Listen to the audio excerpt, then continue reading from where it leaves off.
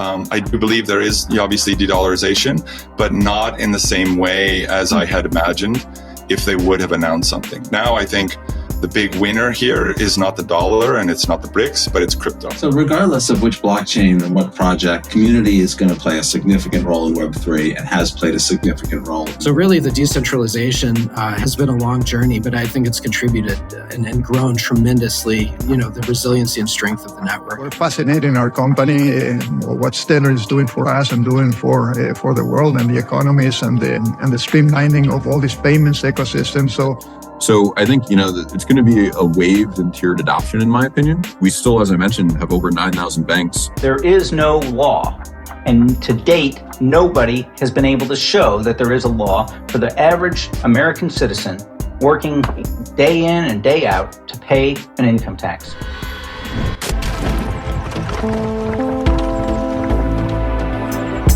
Enjoy the ride, pal. If you got some bags, welcome to the party. Welcome back to some more 1 o'clock news. No breakfast, no coffee, just straight extra bullishness. Shout out to the latest sub. Appreciate you stopping by, stuffing some bags, smashing them likes.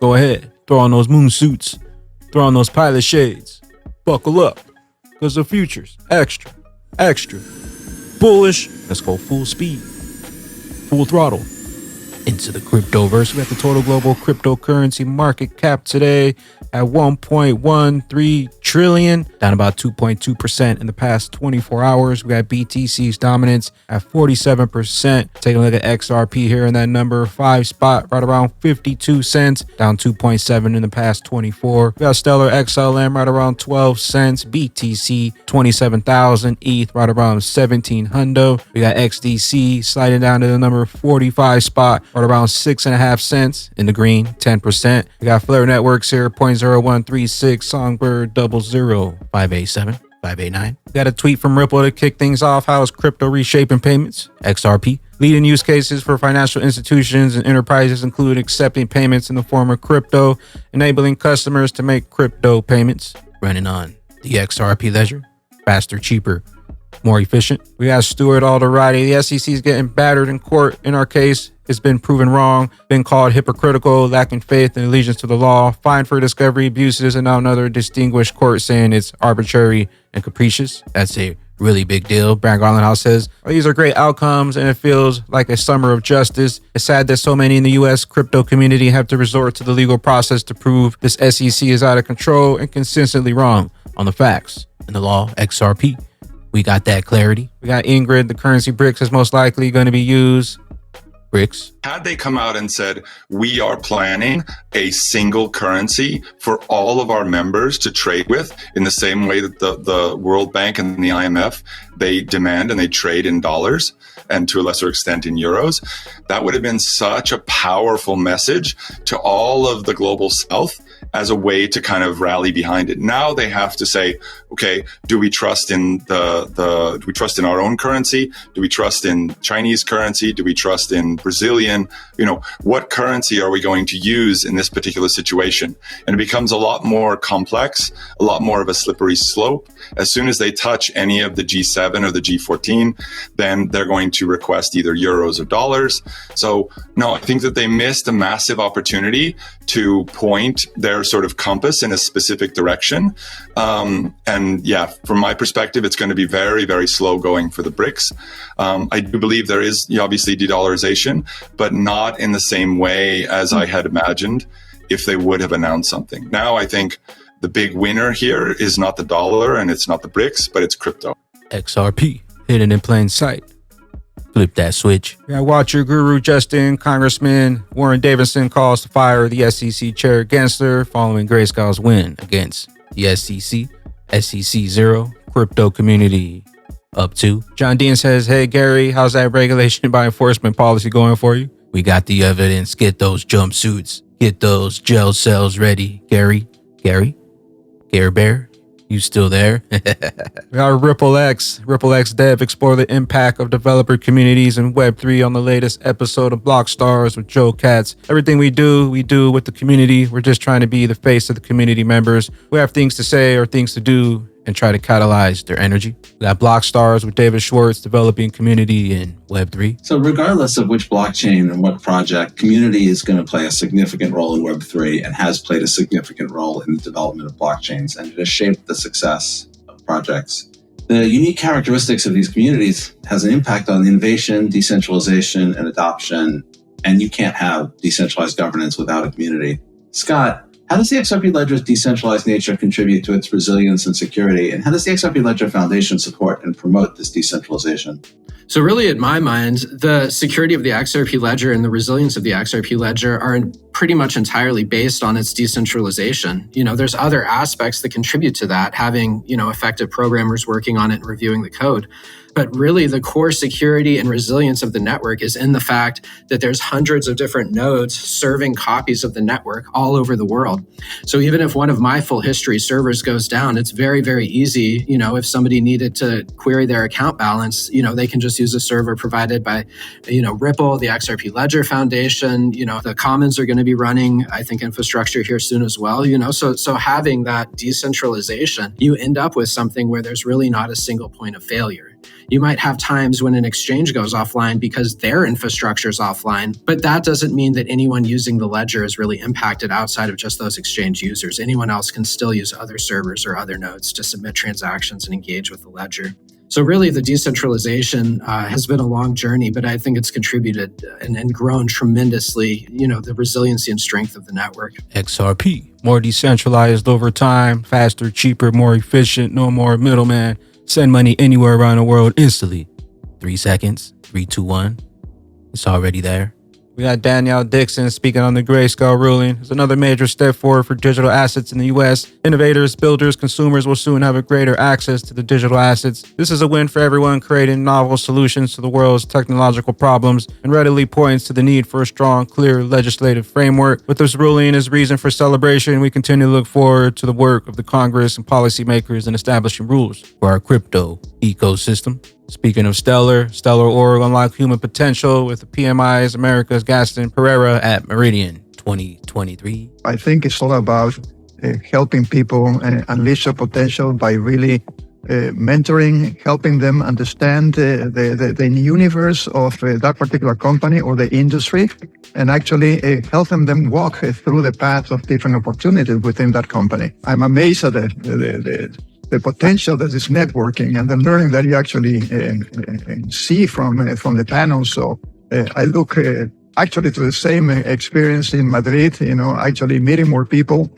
We're fascinated in our company, what Stellar is doing for us and doing for the world and the economies and the streamlining of all these payments ecosystem. So I'm anxious to actually experience that again in Madrid. We got Mr. Man, XRP, BNY Mellon. Fed now speaks about requests for payments and build up to full-scale adoption of 9,000 banks. XRP adoption will be tiered, come in waves of liquidity.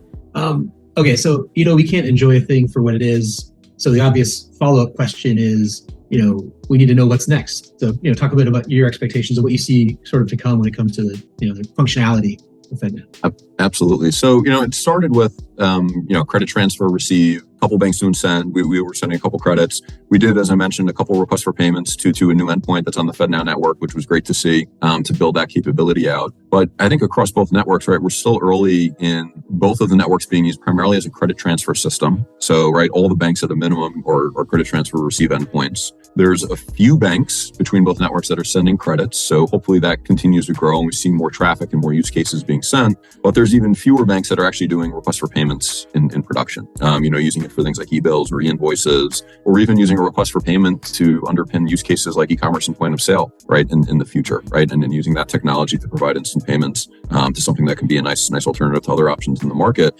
So I think, it's going to be a waved and tiered adoption, in my opinion. We still, as I mentioned, have over 9,000 banks to go just to get them on one or both networks to be endpoints of the received credit transfer, right? To get to a point where we can say as an industry and as a country, that all of our accounts are eligible to get a payment 24/7, 365 instantly.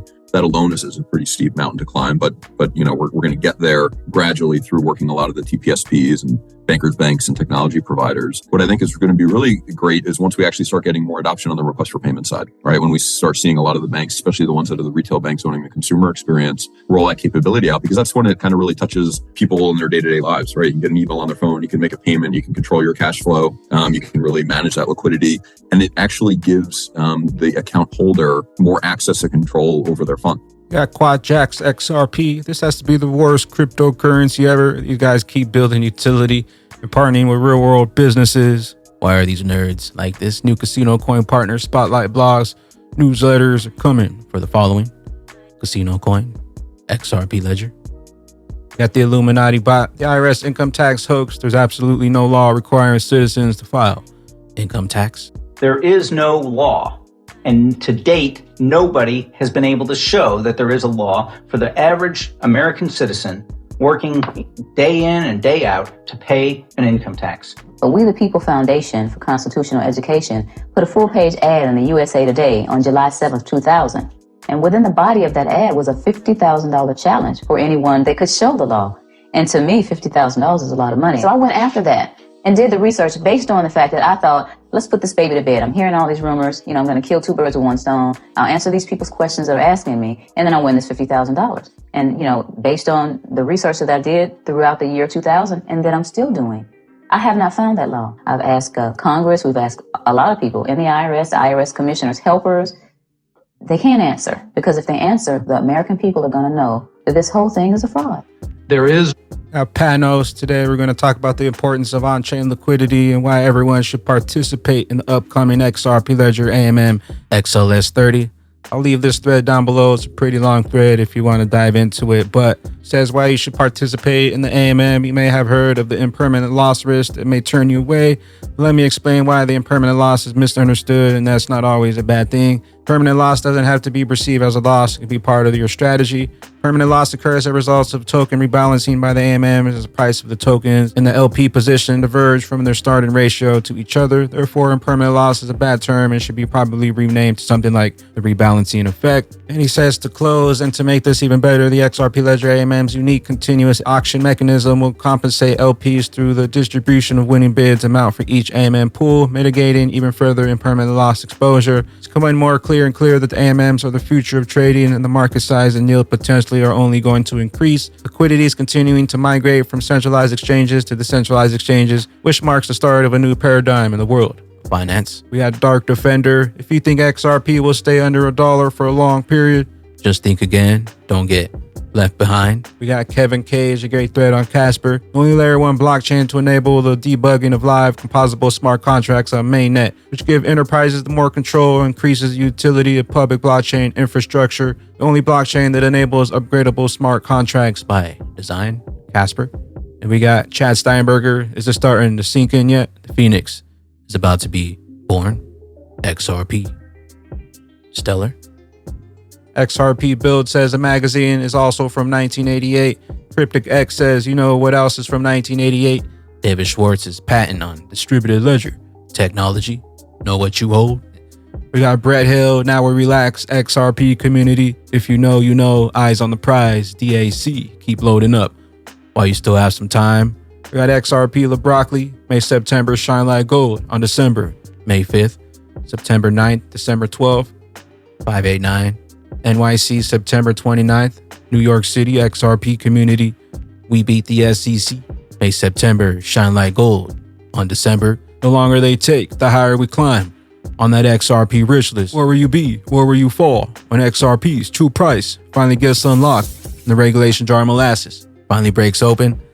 Later glitches. I am the XRP Bagman, Moon Commander, currently up here on the mothership, stuffing some bags and enjoying the show. Appreciate you stopping by, tuning in, smashing those likes for some more Moon O'Clock news. Hope y'all continue to stay extra bullish out there. Continue holding those good vibes. Remember to sell the FUD, buy up those bags. Don't forget to spread that liquid love. Also, if you're new here, don't forget to drop a subscribe, drop a comment down below. All the OG diamond hands out there, drop a comment down below. Drop an elbow on that like button. From the top ropes, catch you up here, top floor. I'm the mothership for the moon party, BYOB. Bring your own bags, be your own bank, bring your own billions.